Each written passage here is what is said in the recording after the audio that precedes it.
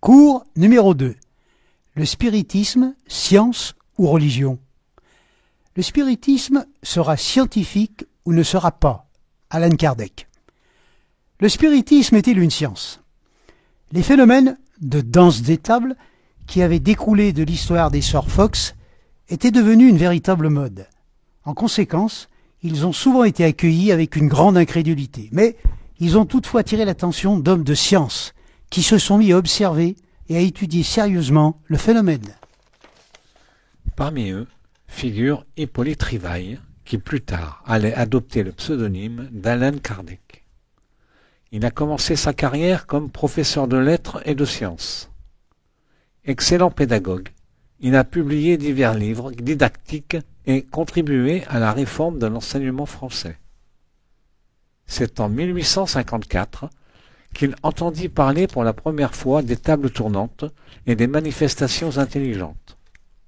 Sceptique au départ, il a cependant adopté une attitude correcte en acceptant d'assister aux expériences, puis en entreprenant des études sérieuses du phénomène.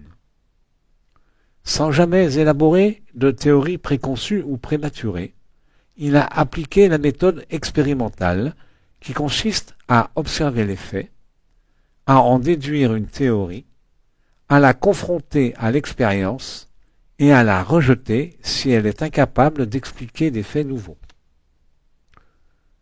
Analysant non seulement l'aspect externe des phénomènes, mais aussi la teneur très cohérente des meilleures communications reçues, il a appliqué le principe de causalité. Ces effets intelligents devaient avoir une cause intelligente. Cette cause s'est elle-même définie comme étant l'esprit ou le principe intelligent des êtres humains survivant à la mort, qui n'est que la destruction du corps physique. Mais le spiritisme n'a conclu à l'existence des esprits que lorsque cette expérience est ressortie avec évidence de l'observation des faits et aussi des autres principes. Allan Kardec a rapidement écarté l'infaillibilité des esprits qui n'en savent pas plus que lorsqu'ils étaient incarnés parmi les humains. Ce n'est pas parce que l'on meurt que l'on devient savant. Toutefois, il a constaté que certains d'entre eux possèdent un niveau intellectuel et moral bien au-dessus de la moyenne terrestre, qu'ils s'expriment sans allégorie et donnent aux choses un sens clair et précis qui ne puisse être sujet à aucune fausse interprétation. De plus, leurs enseignements logiques clarifient, confirment et sanctionnent par des preuves le texte des écritures sacrées et des notions philosophiques parfois très anciennes. Les phénomènes étant naturels et universels, ils remontent à la nuit des temps.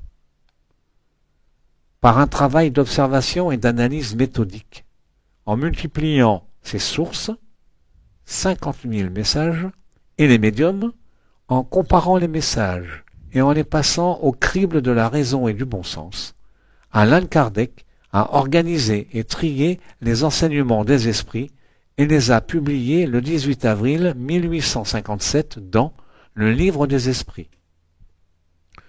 Ce livre contient les principes de la doctrine spirite sur l'immortalité de l'âme, la nature des esprits et leur rapport avec les hommes, les lois morales, la vie présente, la vie future et l'avenir de l'humanité, selon l'enseignement donné par les esprits supérieurs. Allan Kardec écrira: par sa nature, la révélation spirite a un double caractère. Elle tient à la fois de la révélation divine et de la révélation scientifique. Elle tient de la première en ce que son avènement est providentiel, et non le résultat de l'initiative et d'un dessein prémédité de l'homme. Que les points fondamentaux de la doctrine sont le fait de l'enseignement donné par les esprits chargés par Dieu d'éclairer les hommes sur des choses qu'ils ignoraient, qu'ils ne pouvaient apprendre par eux-mêmes, et qu'il leur importe de connaître, aujourd'hui qu'ils sont mûrs pour les comprendre.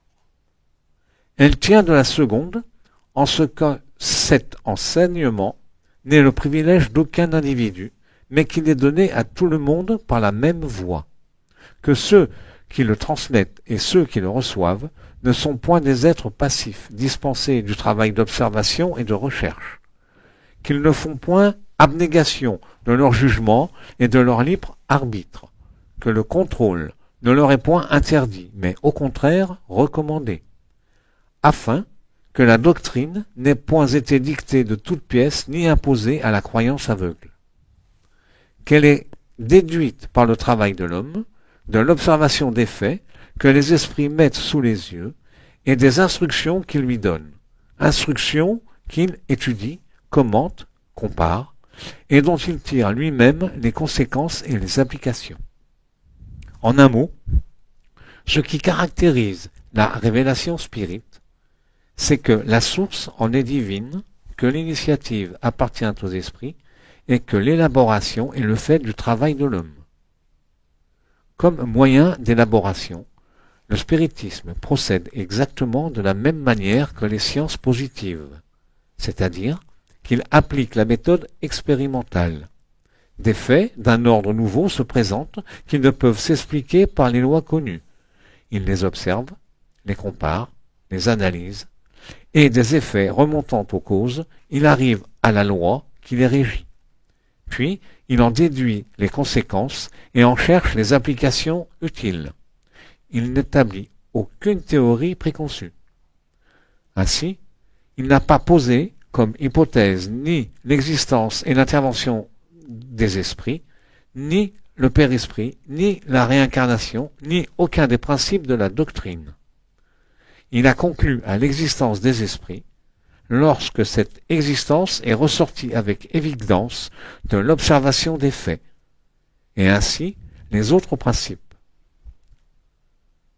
Ce ne sont point les faits qui sont venus après coup confirmer la théorie, mais la théorie qui est venue subséquemment expliquer et résumer les faits.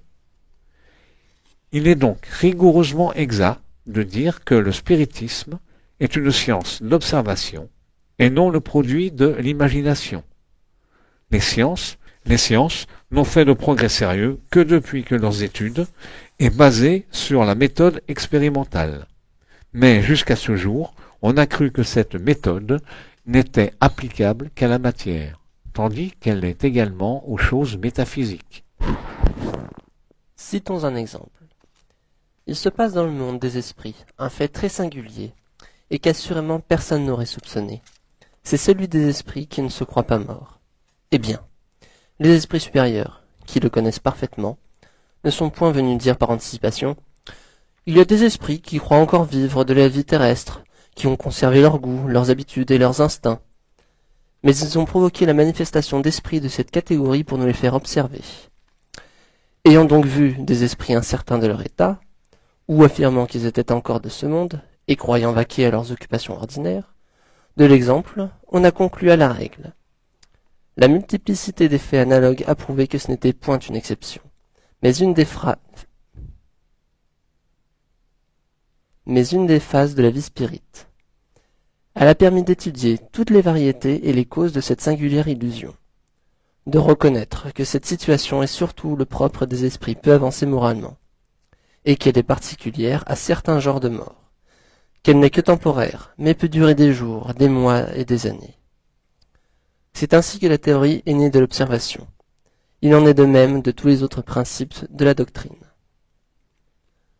Le spiritisme ne pose donc en principe absolu que ce qui est démontré avec évidence, ou ce qui ressort logiquement de l'observation. Celui-ci, marchant avec le progrès, ne sera jamais débordé, parce que, si de nouvelles découvertes lui démontraient qu'il est dans l'erreur sur un point, il se modifierait sur ce point. Si une nouvelle vérité se révèle, il l'accepte. De même que la science proprement dite a pour objet l'étude des lois du principe matériel, l'objet spécial du spiritisme est la connaissance des lois du principe spirituel.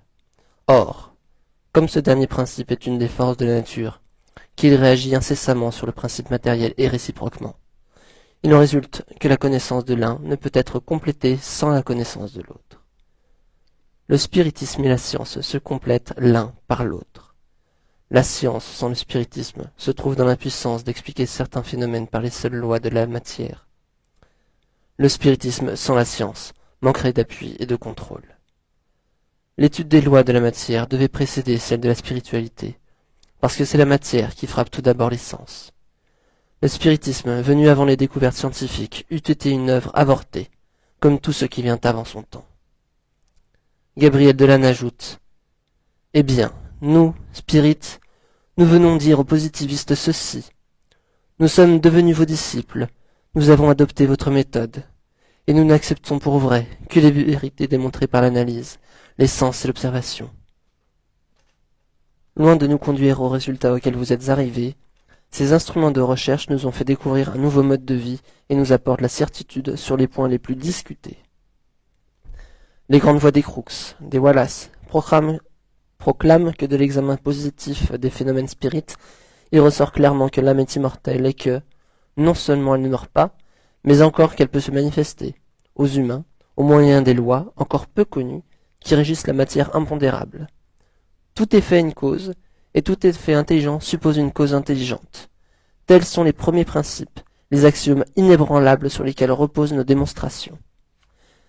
Les matérialistes pouvaient il y a peu de temps encore, repousser les arguments des philosophes en leur disant qu'ils ne possédaient pas la vraie méthode qui conduit à la vérité. Mais, avec les pensées des spirites, rien de semblable n'est à craindre. Nous ne venons pas dire « il faut la foi pour comprendre notre révélation ». Nous n'interdisons pas la recherche libre. Nous disons au contraire « venez, instruisez-vous, faites des expériences, cherchez à vous rendre compte de tous les phénomènes, soyez de méticuleux observateurs, n'acceptez une expérience que si vous avez pu la répéter souvent et dans les circonstances les plus variées. En un mot, avancez prudemment dans la recherche de l'inconnu, car en marchant à la découverte de nouveaux principes, les erreurs sont faciles à commettre. Une fois que vous aurez suffisamment étudié, le phénomène vous instruira lui-même sur sa nature et son pouvoir.